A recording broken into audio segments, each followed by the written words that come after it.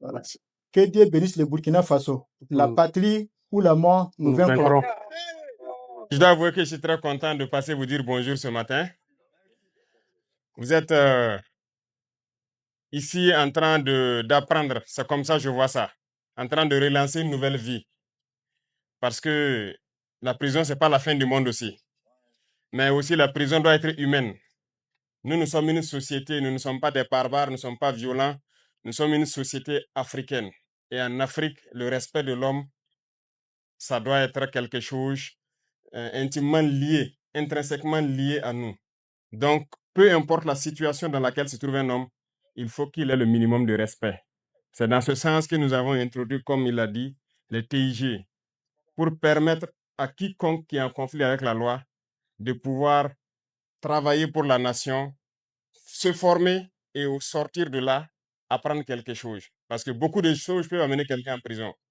Et c'est une vie. Ça peut être très souvent la pauvreté qui peut amener quelqu'un à poser des actes contraires à lui-même ses valeurs. Vous pouvez juste aller emprunter de l'argent avec quelqu'un, mais vous n'avez pas pu rembourser. Il va vous convoquer, ça va aller loin et après vous vous retrouvez en prison.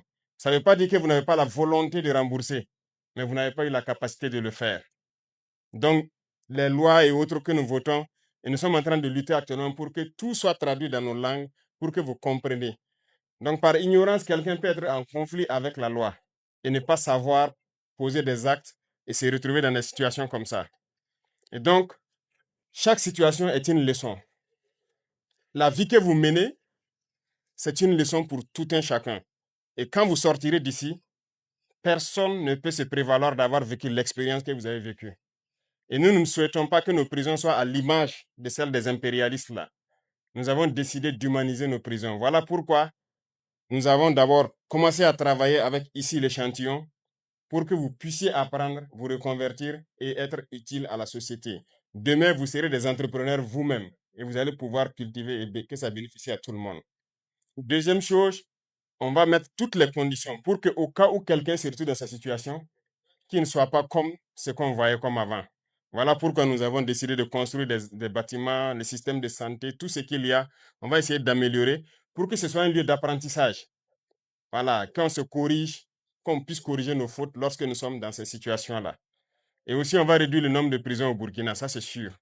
Nous allons réduire ça beaucoup et concentrer cela dans des zones comme ça, des zones de production où les gens vont apprendre beaucoup de choses.